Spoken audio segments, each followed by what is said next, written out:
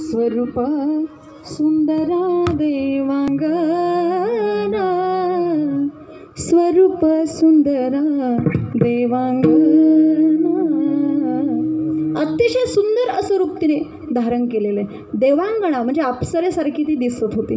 आणि ज्यावेळेस कृष्णाला मारण्यासाठी आली त्यावेळेस कृष्णानं तिचं पंच प्राण खेचून घेतलं, रक्त खेचून घेतलं. आणि जेव्हा ती मरून पडली त्यावेळेस काही गवळणी, काही गोपी त्या ठिकाणी धावत आल्या, कृष्णाला उचललं आणि गोमातेच्या शाळेमध्ये नेलं. म्हणून गोमूत्र हे दिसायला सुंदर नाही पण असायला कसं आहे, पवित्र आहे.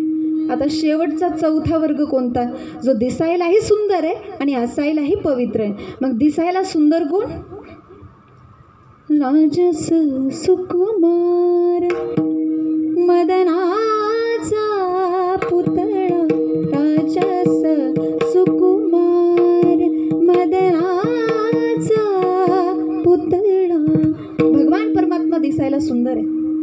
आमचे जगद्गुरु तुकोबाराय सुद्धा सांगतात, सुंदर ते ध्यान उभे विटेवर, सुंदर ते ध्यान उभे विटेवर, सुंदर ते ध्यान उभे विटेवर, सुंदर ते ध्यान उभे विटेवर,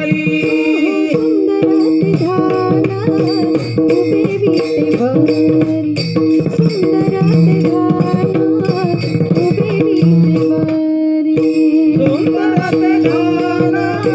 उभे विटेवर, सुंदर ते ध्यान उभे विटेवर, सुंदर ते ध्यान उभे विटेवर,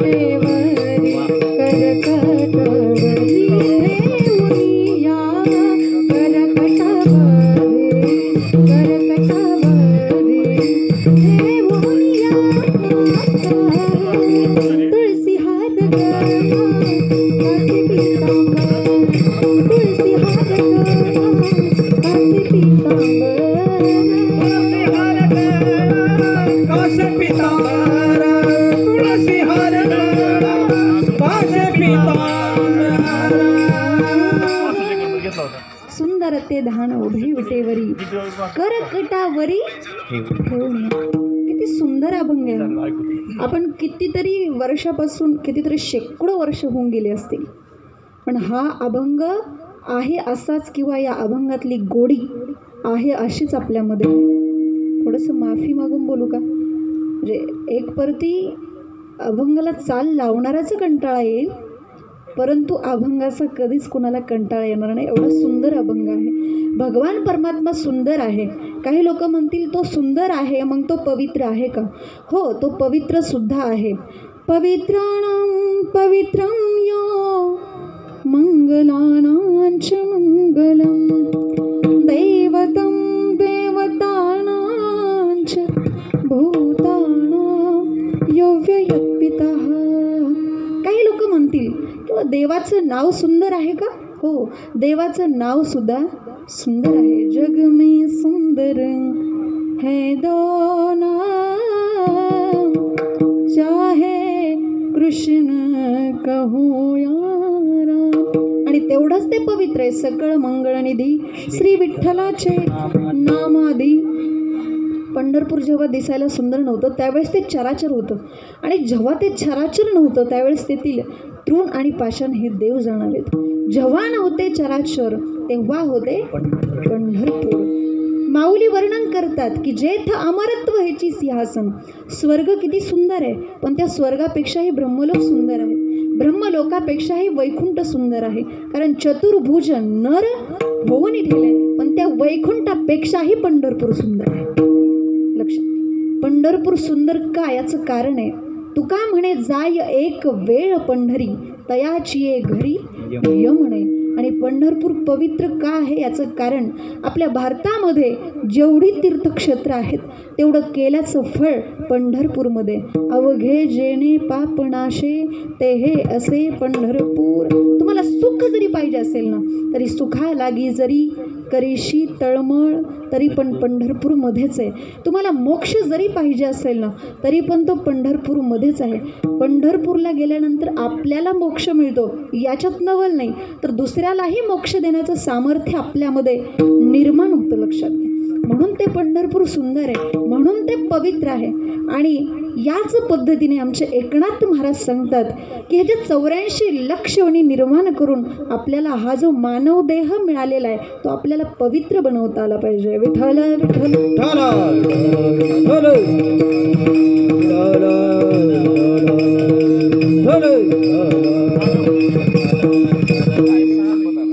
ज्या पद्धतीने पंढरपूर हे सुंदर पण आहे आणि पवित्र पण आहे, तसं आपला देह सुंदर आहे परंतु तो पवित्र नाही.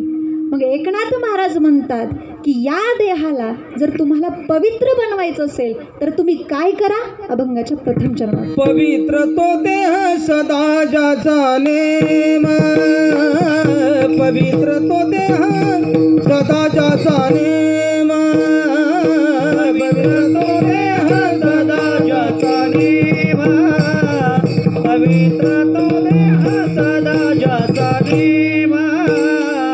वाचे काय राम सर्व भावे, वाचे काय राम सर्व भावे, धन्य तो भाग्याचा तरला संसार, धन्य तो भाग्याचा तरला संसार.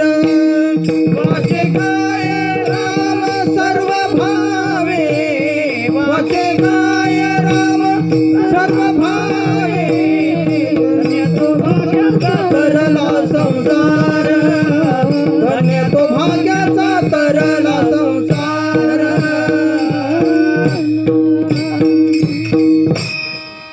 एकनाथ महाराजांनी अगदी कळकळीने आपल्याला सांगितलं देहाला पवित्र बनवायचं असेल तर एकच साधन आहे. वाचे गाये राम सर्व भावे.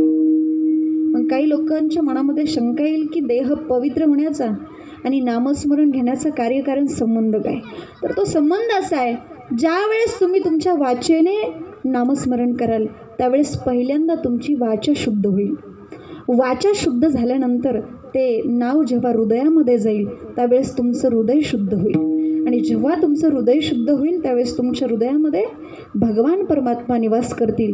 आणि ज्याच्या हृदयात भगवान परमात्म्याचा निवास आहे त्याचा देह पवित्र बनल्याशिवाय होणार नाही. म्हणजे देहाला पवित्र बनवण्याचा आणि वाचने नामस्मरण करण्याचा हा कार्यकारण संबंध मी तुम्हाला सांगितला. पण अलीकडे काय झाले माहिती आहे का, देवाचं नाव लवकर माणसाच्या तोंडात येत नाही.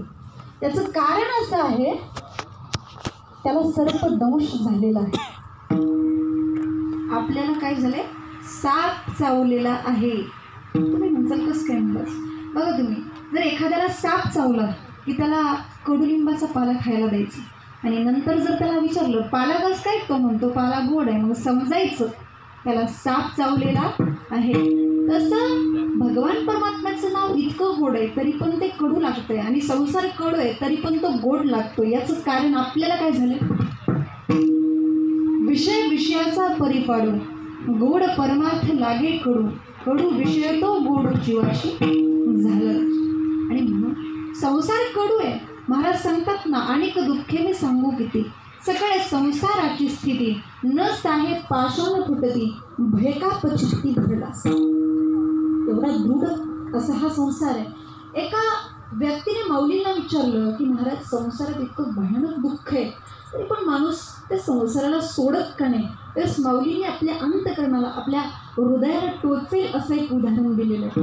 जर समजा एखाद्याच्या पायाला जखम झाली आणि त्यावरती दुर्लक्ष केल्यामुळे त्याच्यामध्ये तो झाला, त्याच्यामध्ये किडे पडले, त्याची दुर्गंध यायला लागली, लोक अशी लांबून जायला लागली. पण एका साधूला दया आली.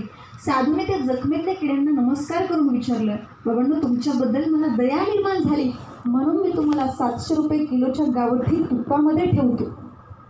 मला सांगा किती किडे मान्य करतात.